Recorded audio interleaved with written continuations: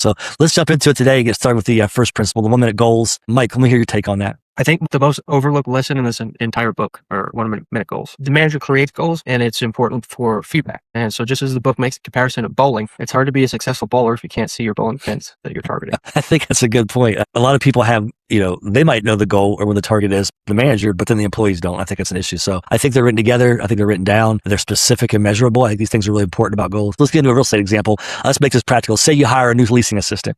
How would you do this, Mike? What would you do to help her? Sure. And so if I had an assistant, instead of saying answer the phones and help tenants, you could create measurable goals saying, return every phone call within 1 business day, respond to maintenance requests within 4 hours, have completed lease paperwork within 24 hours of approval. Definitely, just as this is a real estate focused podcast, I'll go back to a real estate example. Just we were talking before about, hey, contact a tenant back within 4 hours of a service call, for example. So instead of saying, hey, good job to an assistant that you have working for you, you could say, be very specific with that. And you could say, for example, I noticed how professional you handle that difficult tenant without escalating the situation. Like our metrics before, we clearly outlined that clearly reinforces immediately what that person did correctly. And that's totally invaluable. I think if you can do that and you can do it as part of your conversation, it's invaluable. And it's just going to reinforce that person to do it again next time. So I immediately thought about contractors as we're talking about this because that's who I am. And does that kind of ring a bell for you as well, Mike? Absolutely. Yeah, I think if a contractor finishes a rehab ahead of schedule, most investors just pay the invoice. But man, what could you do different, Mike, besides just paying the invoice? For example, you could say, hey, I really appreciated that you finished the job 2 days earlier, and the communications made a huge difference. And